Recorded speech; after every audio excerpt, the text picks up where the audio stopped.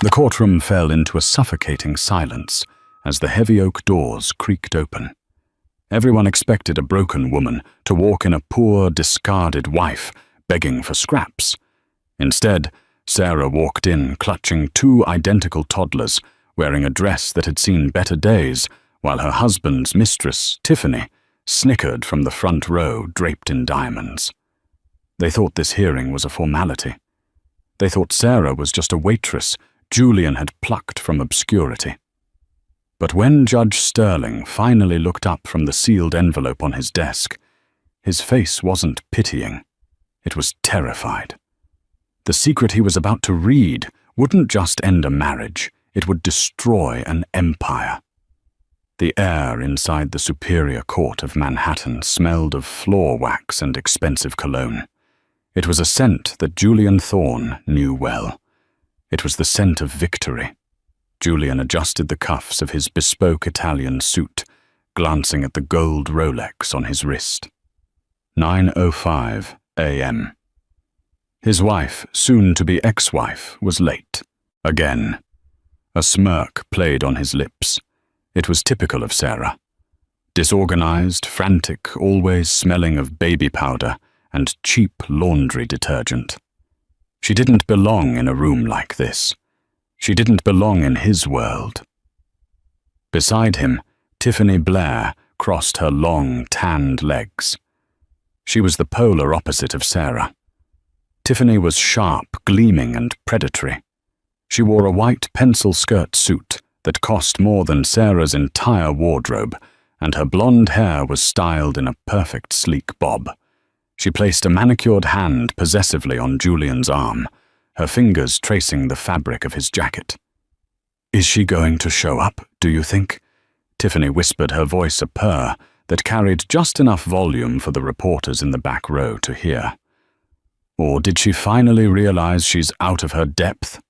Julian chuckled, leaning back in his leather chair. "Sarah is stubborn, Tiff, but she's not smart. She'll come.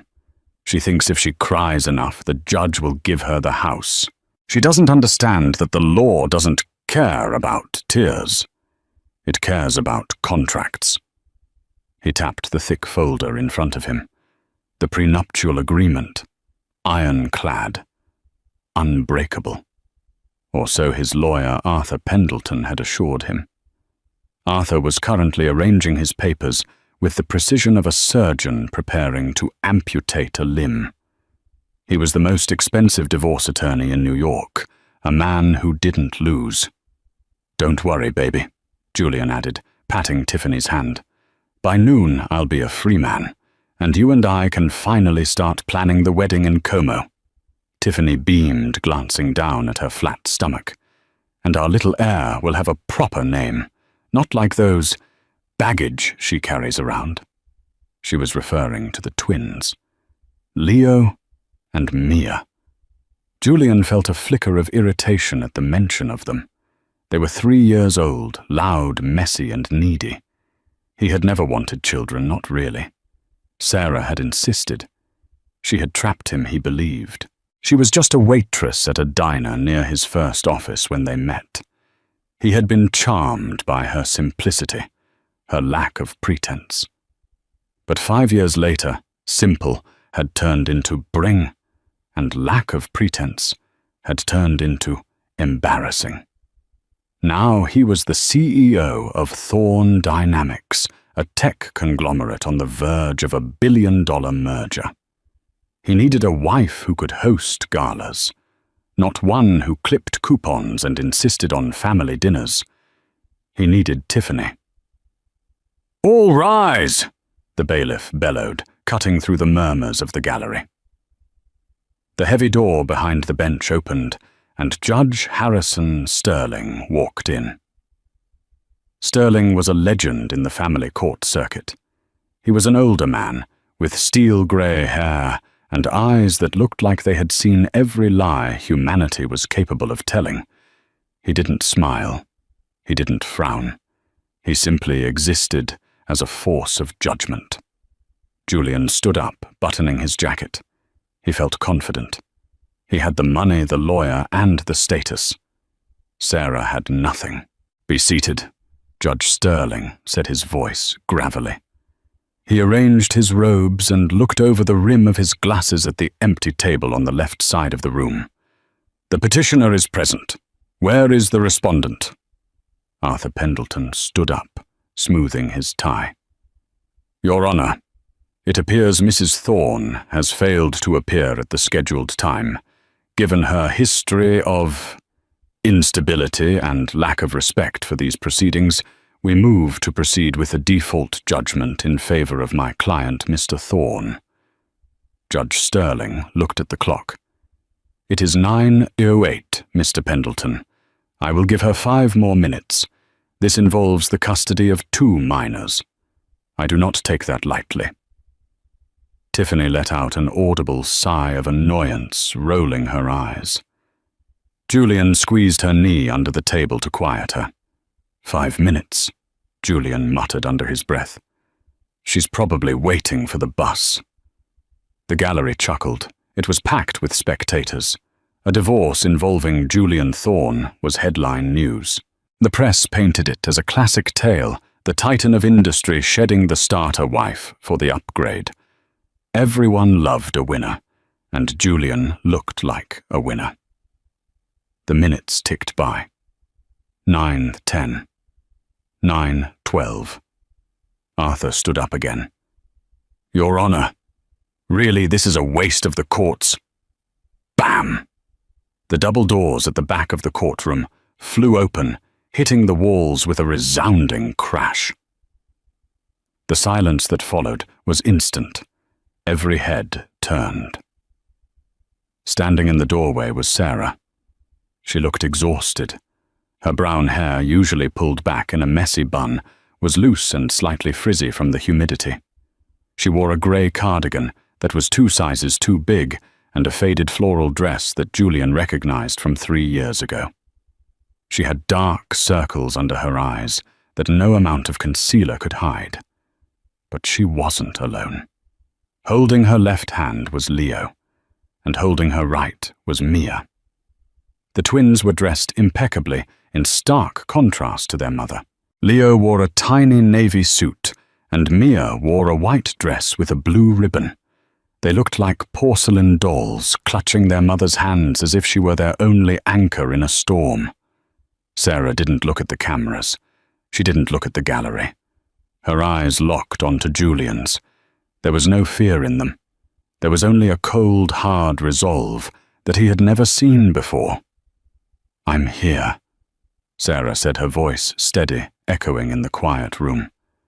"And I brought the children, because they need to see this." "You brought children into a courtroom?" Tiffany blurted out, breaking the stunned silence. She laughed, a harsh, jagged sound. "God, Julian, she really has no class. Who drags toddlers to a divorce hearing?" "Order," Judge Sterling barked, banging his gavel. His eyes narrowed at Tiffany. "One more outburst from the gallery or the parties involved and I will have you removed. Is that clear?" Tiffany shrank back, her face flushing pink. She muttered a sorry that sounded more like a curse. Sarah ignored her. She walked down the center aisle, her movements slow and deliberate. The twins trotted beside her, their small shoes clicking on the floor. Leo looked around with wide, curious eyes, while Mia hid her face in Sarah's skirt. Arthur Pendleton leaned over to Julian. "This is a ploy," he whispered urgently. "She's using the kids as props to gain sympathy from the judge. It's the poor mother act. Don't react, look indifferent." Julian nodded, stiffening his jaw. He looked at his wife, his soon-to-be ex-wife, with a practiced look of boredom. "She looks like she slept under a bridge," he whispered back. Sarah reached the defendant's table. There was no lawyer waiting for her. She pulled out a chair for herself and then lifted Leo and Maya onto the bench behind her, whispering something in their ears. She handed them a small tablet to keep them quiet. "Mrs. Thorne," Judge Sterling said, looking over his spectacles. You are late, and you are unrepresented. Where is your legal counsel?" Sarah stood up. She looked small in the vast room, surrounded by wood paneling and men in expensive suits. She placed a worn canvas tote bag on the table. "I don't have a lawyer, Your Honor," Sarah said. Her voice was soft but clear. "I couldn't afford one. Julian froze my accounts 3 weeks ago." A ripple of murmurs went through the crowd. Julian clenched his fist. That was true. But it was standard procedure, wasn't it? Arthur Pendleton shot up. "Objection. Mr. Thorne secured the joint assets to prevent dissipation. We offered Mrs. Thorne a generous stipend, which she refused." "A stipend?" Sarah turned to look at Arthur, her eyes flashing. "You offered me $500 a week to feed 2 children and pay rent in New York City after Julian kicked us out of the brownstone. You left voluntarily," Julian interrupted, unable to help himself. "I left because you moved her in." Sarah pointed a shaking finger at Tiffany. "While I was at the grocery store. I came home and her bags were in the hallway and she was sitting in my kitchen drinking my tea." "That is enough." Judge Sterling slammed the gavel again. "This is not a soap opera. We will proceed with facts. Mr. Pendleton, you are petitioning for divorce on the grounds of irreconcilable differences. Is that correct?" "Yes, Your Honor," Arthur said, smoothing his jacket. "And we are enforcing the prenuptial agreement signed 5 years ago. It states clearly that in the event of a divorce, Mrs. Thorne receives a flat settlement of $50,000 and waives all rights to spousal support and any claim on Thorne dynamics." Tiffany smirked, whispering to Julian, "50 grand? That won't even cover my shopping trip tomorrow." Arthur continued pacing the floor. "Furthermore, we are petitioning for full custody of the minor children Leo and Mia Thorne. We believe Mrs. Thorne is financially unstable and emotionally unfit to raise children of such stature. Mr. Thorne can provide them with the best schools, nannies, and environment.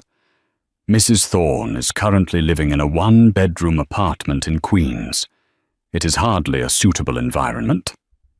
Sarah stood there, taking the blows. She didn't interrupt. She just listened as Arthur painted a picture of her as a pathetic, leeching failure. He brought up her lack of a college degree.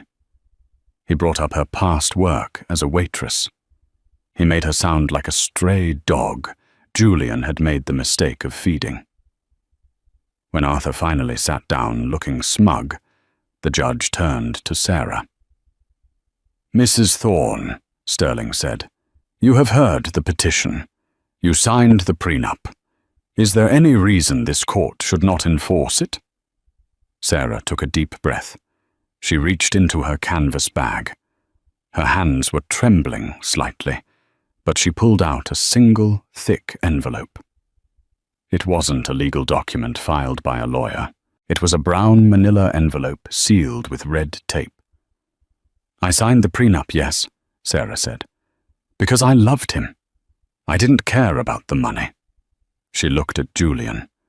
For a second, Julian felt a pang of something guilt. No, it was pity. She really had loved him. He knew that.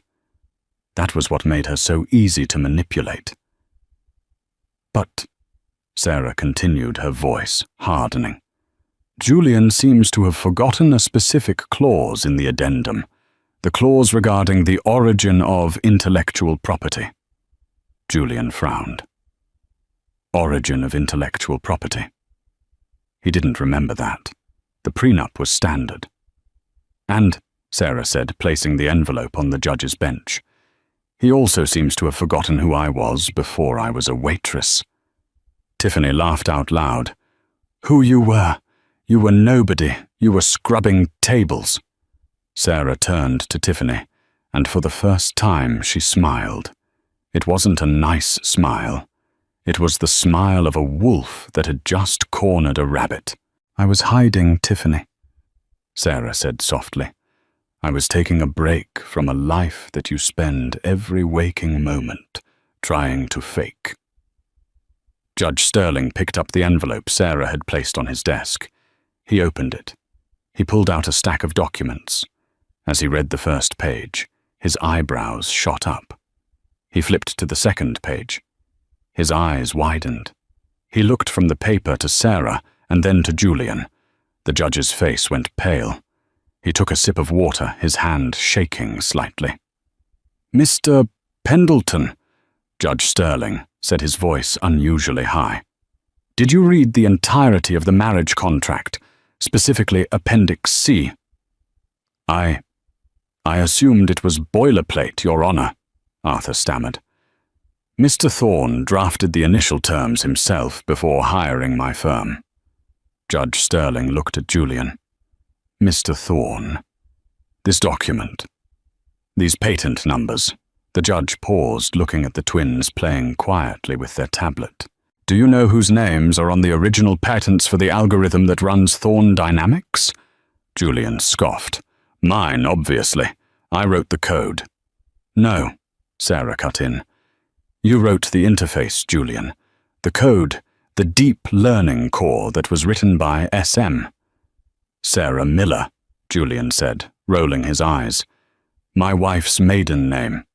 I put her initials on it as a romantic gesture. It means nothing."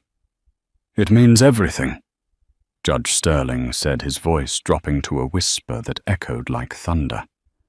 "Because according to this deed of trust, Sarah Miller isn't just a name. It's an alias." The judge looked at Sarah with a newfound respect, bordering on fear. "Mrs. Thorne?" the judge asked. "Or should I say, Miss van der Hoven?" The room went dead silent. Julian froze. Van der Hoven. The name was royalty in the tech world. The Van der Hoven family owned the infrastructure of half the internet. They were old money, hidden money. Trillions, not billions. "Ms. van der Hoven," Sarah corrected. "And the twins aren't just Thorne heirs, Your Honor. They are the sole beneficiaries of the Van der Hoven global estate. And Julian," she looked at her husband, "he works for me. He just didn't know it." The silence in the courtroom stretched, heavy and suffocating. It was broken only by the sound of Julian's nervous laughter. It was a dry, cracking sound, devoid of humor. "Van der Hoven," Julian repeated, shaking his head as if trying to dislodge water from his ears. "Judge, please. She's Sarah Miller. She grew up in a trailer park in Ohio. I've seen the photos. I've met her. Well, I never met her parents because she said they were dead, but this is clearly a delusion. She's hired a forger. A good one, maybe, but this is insane." He turned to his lawyer, expecting validation. "Arthur, tell him. Tell him this is a federal crime. Presenting forged documents to a superior court judge." But Arthur Pendleton wasn't looking at Julian. He was leaning over the judge's bench, staring at the documents Sterling had spread out. Arthur's face, usually a mask of arrogant boredom, was now a sheet of pasty white sweat. He recognized the seal embossed on the paper. It wasn't a standard notary stamp. It was the gilded, raised crest of the Sovereign Trust of Zurich, accompanied by the signature of a senior partner at Baker McKenzie, one of the most prestigious law firms on the planet. "Julian," Arthur whispered, his voice trembling. "Shut up." "Excuse me," Julian snapped. "I said, shut up," Arthur hissed, straightening up and looking at his client with eyes full of panic. "Your Honor, I need a moment to review this evidence. I was not made aware of any pre-existing trusts or alias identities." "There is nothing to review," Tiffany screeched from her seat. She stood up, her expensive handbag clutching tight against her chest. She's lying. Look at her. She's wearing rags. Does that look like a billionaire to you? She's a waitress. She served me coffee 3 years ago and spilled it. Sarah didn't flinch. She gently stroked Mia's hair as the little girl played with a lock of her mother's dress. Sarah looked up at Tiffany, her expression calm, bordering on bored. I spilled it because you pinched the waitress next to you, Sarah said quietly. I saw you. You enjoy making people feel small. It's why you like Julian. You're two hollow people trying to fill yourselves up with other people's misery. You little...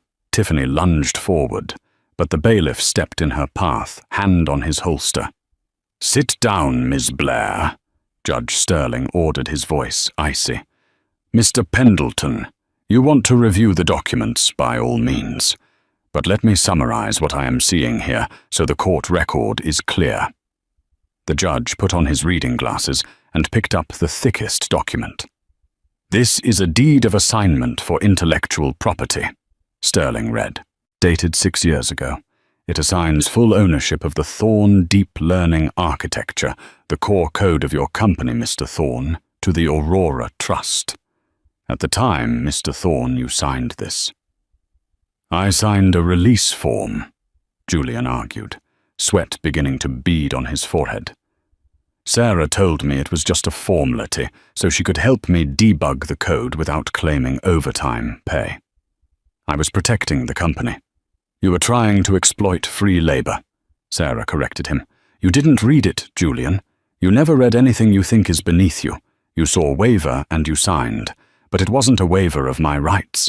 It was a waiver of yours. Sarah stood up and walked toward the bench. She moved differently now. The hunch of the tired housewife was gone. She stood with the posture of a ballerina, or perhaps a CEO. My father is Peter van der Hoven, Sarah announced to the room. The reporters in the back row gasped. Keyboards began to clack furiously. Peter van der Hoven was a ghost in the financial world, a Dutch industrialist who had quietly bought up half the fiber-optic networks in Europe before vanishing into privacy in the late 90s. I ran away when I was 19, Sarah continued. I hated the money. I hated the fake friends, the bodyguards, the paranoia. I wanted to see if I could make it on my own. I changed my name. I worked in diners. I lived in walk-ups. And then I met you, Julian. She looked at him, and for a moment her eyes softened with a memory of pain. I thought you were different. You were ambitious, hungry. You talked about changing the world with technology. I fell in love with your passion. So late at night while you slept, I fixed your code. I wrote the algorithms that made Thorne Dynamics work. I gave you the keys to the kingdom, Julian. All I wanted in return was a husband who loved me. I did love you, Julian shouted, desperate now. We had good times, Sarah. But you stopped trying. You got obsessed with the kids. You stopped coming to events. I stopped coming to events because I realized they were just markets for you to sell yourself, Sarah said. And when I got pregnant with the twins, I saw the way you looked at my stomach. You didn't see children. You saw expenses. You saw distractions. So you trapped me. Julian pointed a shaking finger at her. You hid your money to test me. That's entrapment. That's fraud. It's not fraud to be rich, Mr. Thorne, Judge Sterling said dryly, but it is fraud to list assets on a divorce petition that you do not own. The judge held up a piece of paper. According to this trust, Thorne Dynamics is a wholly owned subsidiary of the Aurora Trust. Julian Thorne is listed as the acting CEO with a contract that is revocable at any time. Sterling looked at Julian over his glasses. You don't own the company, son. You're an employee, and according to this performance review attached to the file, you're currently on probation. The color drained from Julian's face completely. He slumped into his chair. "Probation," he whispered.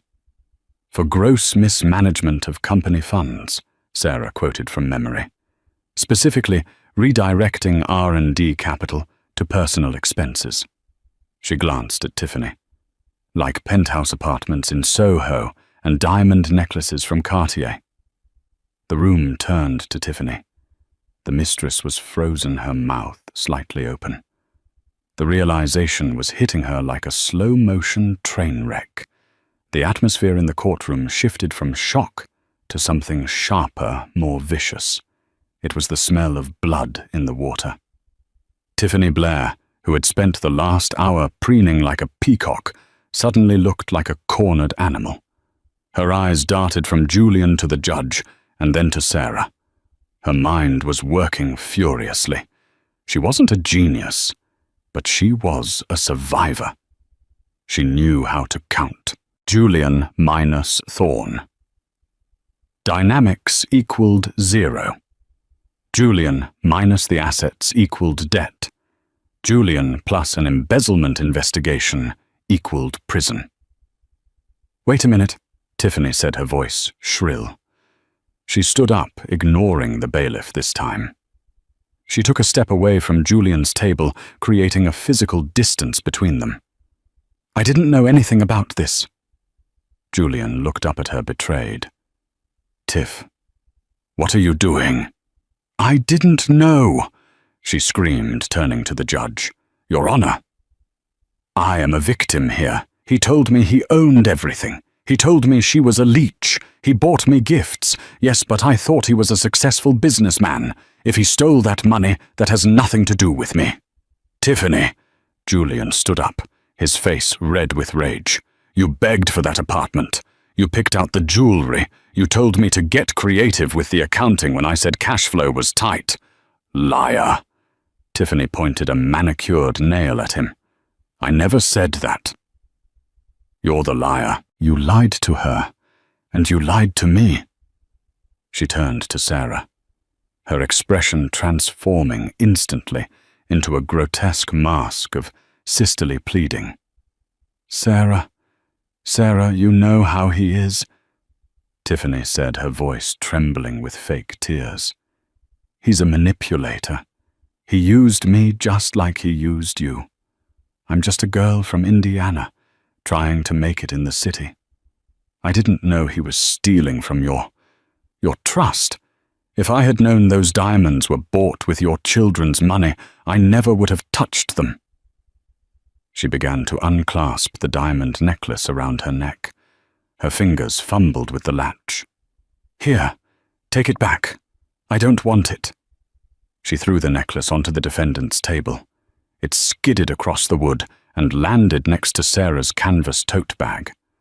Sarah didn't touch it. She just watched Tiffany unravel.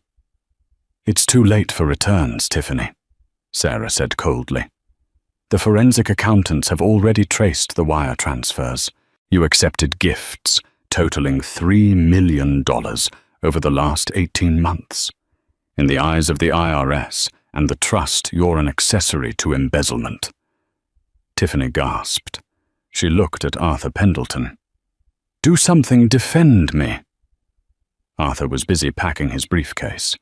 He snapped the locks shut. "Mr. Pendleton," Julian asked, stunned, "where are you going?" "I'm recusing myself," Arthur said, not making eye contact. "I represent Julian Thorne, the owner of Thorne Dynamics. Since that person effectively doesn't exist, and since my retainer was paid from a corporate account that is now frozen by the actual owner," he glanced at Sarah, "I am currently working pro bono, and I don't work pro bono." "You can't leave me." Julian grabbed Arthur's sleeve. Arthur shook him off with a look of pure disgust. "I'd suggest you ask for a public defender, Julian, because once Mrs. Thorne, sorry, Ms. Vanderhoven files the criminal charges, this divorce hearing will be the least of your problems." Arthur walked out. The heavy doors closed behind him, with a finality that echoed like a prison cell slamming shut. Julian stood alone. His mistress had turned on him. His lawyer had fled. His empire was a mirage. He looked at the judge pleadingly. "Your Honor, please. We can work this out. Sarah." He turned to his wife. He tried to summon the charm that had won her over 5 years ago. He smiled, a weak, trembling thing. "Sarah, baby. Look at us. We're a family. We have Leo and Mia. You don't want to send the father of your children to jail, do you? Think about the twins." Sarah looked down at the twins. Leo was drawing on the tablet. Mia was asleep, her head on Sarah's lap. "I am thinking about them," Sarah said. "That's why I'm doing this." She picked up the envelope again and pulled out one last document. "There is one more twist, Julian," she said. "One more secret you didn't know." Judge Sterling leaned in. "Proceed, Ms. van der Hoven." "The trust isn't just for the company," Sarah explained. "My father, Peter, was a paranoid man. He set up the legacy clause. It states that if I were to marry, my spouse would undergo a 5-year vesting period. If after 5 years the marriage remained intact and faithful, the spouse would be granted 50% control of the assets." Julian's eyes widened. 5 years? Today is our 5th anniversary. "Exactly," Sarah said. "If you had waited one more day, if you hadn't filed for divorce, if you hadn't cheated, you would have legally owned half of a $40 billion estate. You would have been richer than God, Julian." Julian felt his knees give out. He grabbed the table for support. He had been one day away from everything he ever wanted. And he had thrown it away for Tiffany Blair and a pencil skirt. "But," Sarah continued, her voice sharpening like a blade, "because you filed for divorce before the vesting period ended. And because I have proof of infidelity." "Proof?" Tiffany squeaked. Sarah reached into her bag and pulled out a small USB drive. "The nanny cam," she said simply. "You thought I fired the nanny because she was stealing? No. I sent her away so I could install cameras. I have footage of you and Tiffany in my bed, Julian, discussing how you were going to kick the hag to the curb once you got the company public." She tossed the USB drive to the judge. "Because of the infidelity clause," Sarah finished. "Julian is not only disqualified from the trust, he is liable for a bad faith penalty. He owes the trust for every penny he spent during the marriage that wasn't strictly for the benefit of the household." Judge Sterling did the math in his head. "Mr. Thorne," he said gravely, "it appears you are not just bankrupt. You are in debt to your wife for approximately $12 million. Julian made a sound like a wounded animal. He looked at Tiffany, who was now weeping into her hands, ruining her mascara. He looked at Sarah, who was as unmovable as a mountain. "You ruined me," Julian whispered. "You planned this. You let me dig my own grave." "I gave you the shovel," Sarah said. "But you're the one who kept digging." Suddenly the doors opened again. But this time it wasn't a lawyer. 2 men in dark suits walked in. They wore earpieces and moved with military precision. They weren't police, they were private security. But behind them walked a man in a trench coat who flashed a badge. "FBI," the man announced. "We have a warrant for the arrest of Julian Thorne and Tiffany Blair." "What?" Tiffany shrieked. "Why me?" "Corporate espionage and wire fraud," the agent said. "It seems you two were trying to sell the Thorne Dynamics algorithm to a Chinese competitor last week. We've been monitoring your emails." Julian's jaw dropped. He looked at Tiffany. You sent those emails. You told me to," Tiffany screamed. You said we needed cash for the wedding. I said find cash, not sell the code. That's enough, the agent said, producing handcuffs. As the agents moved in, Sarah stood up. She picked up Leo and woke up Mia. She didn't look back at her husband as he was shoved against the wall and cuffed. She didn't look at the mistress being dragged out, kicking and screaming. She looked at Judge Sterling. "Can we go now, Your Honor?" she asked. "It's nap time." Judge Sterling looked at the chaos unfolding in his courtroom. The arrest, the ruined mogul, the screaming mistress. Then he looked at the mother, standing amidst the storm, holding her children. He smiled a genuine, warm smile. "Case dismissed," Sterling said, banging the gavel. "Go home, Ms. van der Hoven." But as Sarah walked out of the courtroom into the blinding flash of paparazzi cameras, she knew the story wasn't over. Julian was going to prison. Yes, but the van der Hoven family had enemies. And by revealing who she was, Sarah had just put a target on her back. She stepped into the hallway, and a man in a black suit stepped into her path. He wasn't FBI. He was older, with a scar running down his cheek. He looked at the twins, then at Sarah. "Your father sends his regards," the man said. "He wants to meet the grandchildren." Sarah froze. Her father was supposed to be in a coma in a Swiss clinic. That was the last she heard. "My father is incapacitated," she said, pulling the children closer. The man smiled, and it was cold enough to freeze the blood in her veins. "Miracles happen, Sarah," he said. "The car is waiting." The black SUV smelled of lemon leather and stale cigarette smoke. It was a scent that transported Sarah back 10 years to a time when she was just a frightened girl named Serafina van der Hoven, hiding in the back seat of armored convoys. She clutched Leo and Mia tight against her chest. The twins, sensing the tension, had gone unnervingly quiet. Leo stared at the man with the scar sitting opposite them. "Silas," Sarah said, her voice barely a whisper. "You're graying." The man with the scar didn't smile. Silas had been her father's head of security since before she was born. He was a machine in a suit, efficient, lethal, and absolutely loyal to only one man. "Time comes for us all, Miss Sarah," Silas rumbled. He tapped the partition window. "Drive! Where are we going?" Sarah demanded, her fear beginning to curdle into anger. "The courthouse reporters saw me get into this car. You can't just disappear me." "We aren't disappearing you," Silas said, looking out the tinted window as the city skyline began to recede. "We are going home. The estate in the Hamptons. He's waiting." "He's in a coma," Sarah insisted, though a cold knot was tightening in her stomach. "I saw the medical reports. Massive stroke. Vegetation state." Silas finally looked at her. His eyes were devoid of pity. "Mr. van der Hoven pays very good doctors to tell the world exactly what he wants them to hear.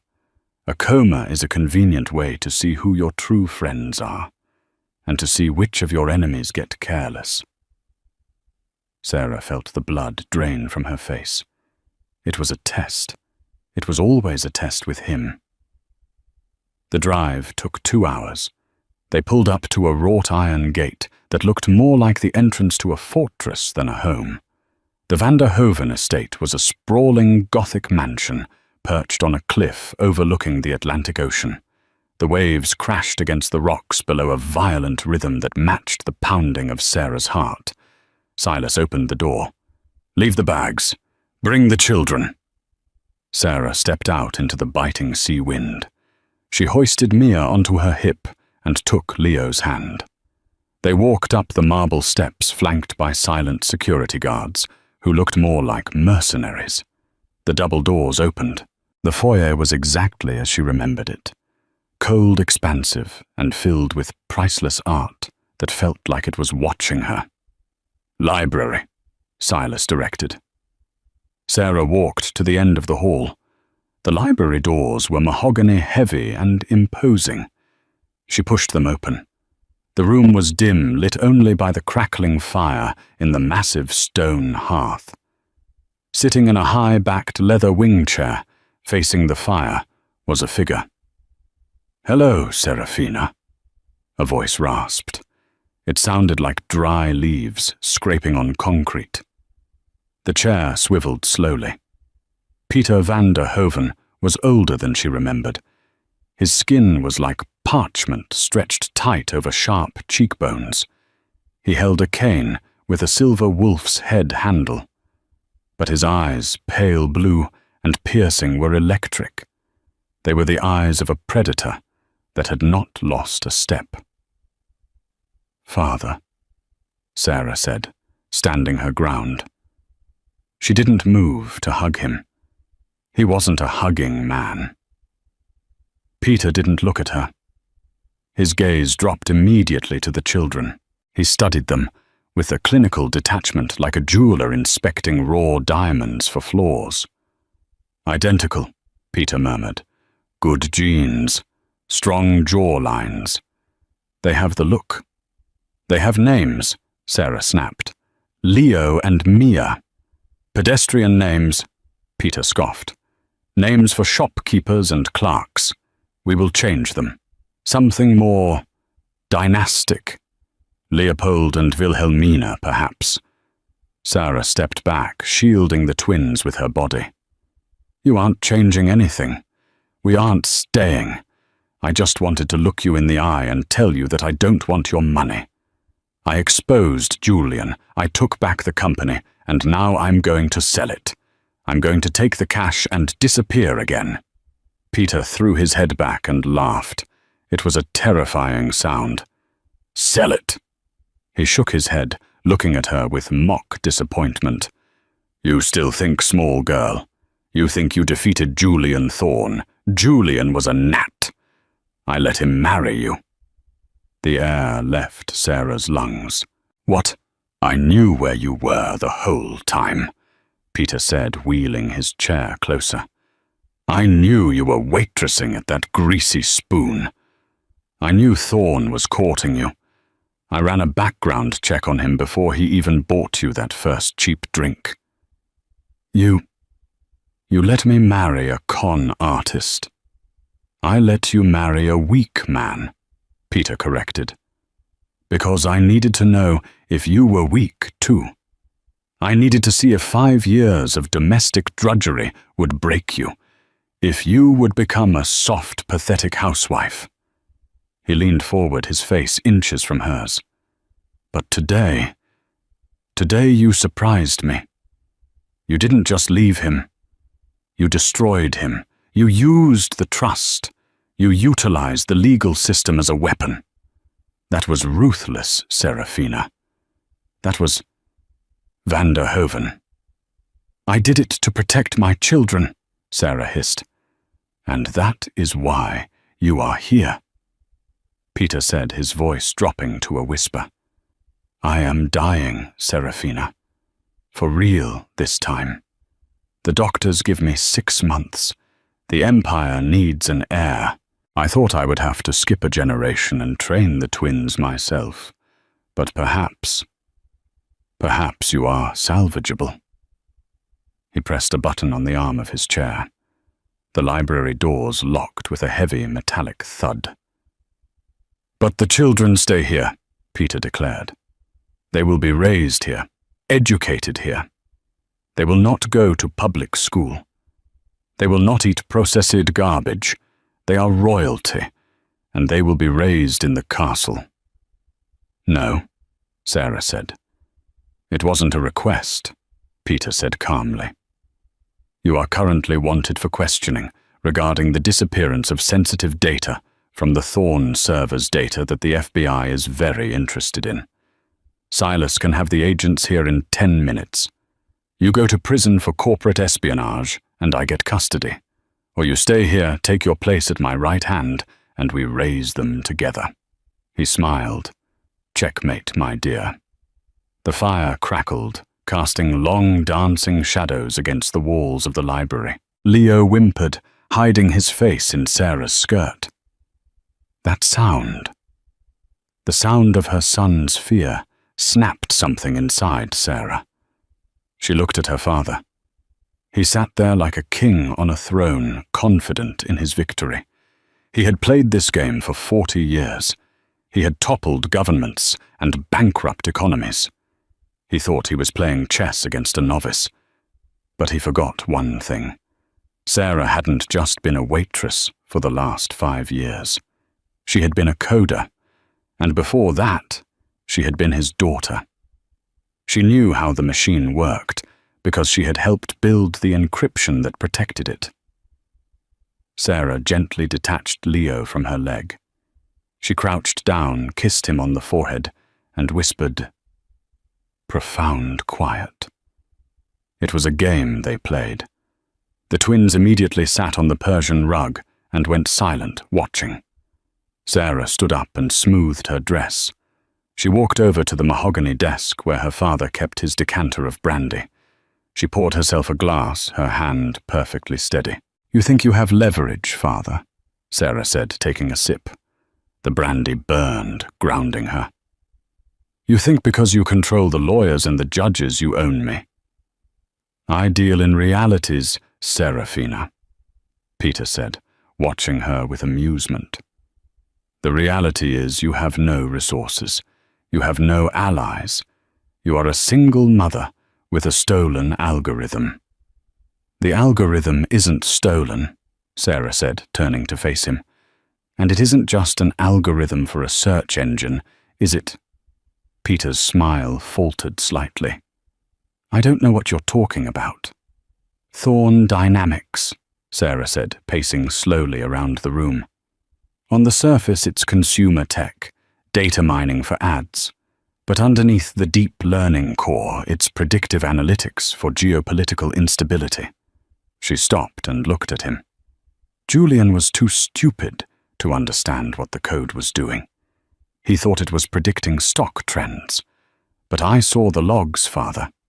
It was predicting riots. It was predicting coups d'etats in South America. And it was sending that data to a private server in Zurich, your server. Peter's hand tightened on his cane. The amusement was gone. "You have an active imagination." "I have the encryption key." Sarah lied. Or rather, it was a half-lie. She had the key to the back door she had installed years ago. She didn't know exactly what was in the files, but she knew enough to know it would bury him.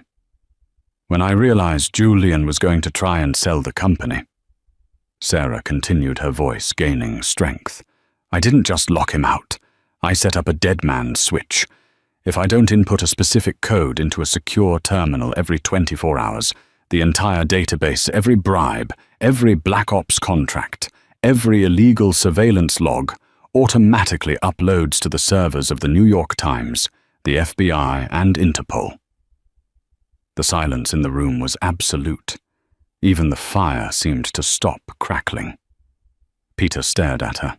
For the first time in her life, Sarah saw something in his eyes that wasn't contempt. It was calculation. He was reassessing the threat level. "You're bluffing," Peter said softly. "Am I?" Sarah pulled her phone from her pocket. She held it up. "It's been 23 hours since my last check-in. I have 58 minutes left. If you have Sunglas arrest me, I can't enter the code. If you take my children, I won't enter the code. And if you try to hurt me, well, the world finds out that the great Peter van der Hoven isn't a businessman, but a war criminal." She took a step closer to him. "You called Julian a gnat," she said. "But you forgot that I'm the one who designed the fly swatter." Peter stared at her for a long, agonizing minute. Then slowly a smile spread across his face. It wasn't the cruel smile from before. It was a smile of genuine, terrifying pride. Silas, Peter called out, not looking away from his daughter. The security chief stepped out of the shadows. Sir, cancel the call to the FBI, Peter said, and prepare the guest wing. My daughter and grandchildren will be staying for dinner. We aren't staying for dinner, Sarah said firmly. We are leaving. Now. You are going to provide us with a secure residence, not here, somewhere neutral. You will transfer the full legal custody of the children to me uncontested, and you will sign over the deed to the trust without the 5-year vesting period. And if I refuse, then I let the clock run out, Sarah said. She tapped her phone screen. 55 minutes. Peter looked at the phone, then back at Sarah. He chuckled a dry, rattling sound. You really are my daughter, he said. Ruthless, manipulative, dangerous. I learned from the best, Sarah replied coldly. Peter waved his hand at Silas. Do as she says. Get the helicopter ready. Take them to the penthouse in Manhattan, the one on 5th Avenue. He looked at the twins who were still sitting quietly on the rug. Leopold, Wilhelmina, Peter said, tasting the names again. They will be formidable. Fine. You win this round, Serafina. But remember, owning the crown is easy. Keeping it on your head while everyone tries to cut your throat. That is the hard part. I'm not afraid of you anymore, Sarah said. She picked up the twins. And I'm not Serafina. My name is Stra, Sarah Thorne, and I'm done running. She turned and walked toward the door. Silas opened it for her, stepping aside with a newfound deference. As she walked down the hallway clutching her children, Sarah's legs felt like jelly. She was shaking. It had been a bluff. There was no dead man switch. There was no auto-upload to Interpol. She had just poker-faced the most dangerous man in the world, and won. But as she stepped out into the night air, the wind whipping her hair, she knew her father was right about one thing. This wasn't the end. Julian was gone, but now she was a player on a much larger board. She had the money, she had the power, and she had the targets on her back. She strapped the kids into the waiting helicopter. As the rotors began to spin, lifting them away from the dark Gothic mansion, Sarah looked down at the lights of New York City in the distance. She had her freedom. She had her children. But the game had just begun. 6 months later, the view from the 45th floor of the fictional Aurora Tower was breathtaking. Central Park looked like a green patch on a grey quilt, and the cars below were mere specks of dust. Sarah stood by the floor-to-ceiling glass, sipping an espresso. She wasn't wearing the faded floral dress anymore. She wore a tailored black blazer, sharp trousers, and stiletto heels that clicked with authority against the marble floor. Ms. van der Hoven. Sarah turned. Her assistant, a young man named David, stood in the doorway, looking nervous. It's just Sarah. David. She corrected him gently, though her eyes remained steel. What is it? The board of directors is waiting, David said. And there's a letter. From the Upstate Correctional Facility. Sarah's expression didn't change. She walked over to her desk, a massive slab of obsidian that used to belong to Julian. She took the letter. The handwriting on the envelope was jagged, desperate. Julian Thorne. She didn't open it. The news had broken 3 months ago. Julian had pleaded guilty to wire fraud and embezzlement to avoid the espionage charges. He was serving 8 years. Tiffany had turned state's witness to save her own skin, receiving probation and community service. But her social standing was dead. The last Sarah heard Tiffany was working retail in New Jersey, trying to pay off legal debts. Sarah opened her desk drawer and dropped the unopened letter inside, right next to the others. Indifference, she had learned, was a far harsher punishment than anger. "Burn it," she said, closing the drawer. "And tell the board I'll be there in 5 minutes. I'm bringing the children." "The children, ma'am?" "Yes." Sarah smiled, but it was a smile that didn't reach her eyes. "It's take your child to work day, and they need to learn how the company works. They own it, after all." She walked into the private nursery she had built adjacent to her office. Leo and Mia were sitting on a plush rug, focused intently on a low table. "Knight to F3, Leo mumbled, moving a wooden piece. "Pawn takes knight," Mia countered, her small hand knocking his piece over. Sarah watched them for a moment, a swell of pride and fear rising in her chest. They were learning fast. Too fast. On the table between them sat a chess set. It wasn't just any set. It was hand-carved ivory and ebony, a gift that had arrived yesterday via courier. There was no card, just a note with a wax seal of a wolf's head to the new players. It was from her father. Peter kept his distance, staying in his fortress in the Hamptons, but he was watching. He knew her bluff about the dead man's switch was a lie, or at least he suspected it. But he also knew that in the last 6 months, Sarah had actually built the leverage she claimed to have. She had cleaned house at the company, fired Julian's cronies, and secured the encrypted files for real. She wasn't hiding anymore. She was the queen on the board, protecting her 2 pawns until they could become kings and queens themselves. "Mommy." Leo looked up, beaming. "I'm winning." "Only because I let you," Mia argued. Sarah knelt down, smoothing their hair. "The game isn't about winning fast, Leo. It's about surviving the longest. Come on, put on your jackets. We have a meeting." "With the boring men in suits?" Mia asked, wrinkling her nose. "Yes," Sarah said, standing up and offering a hand to each of them. "But remember what I told you. They work for us. Never let them see you scared. Never let them see you tired."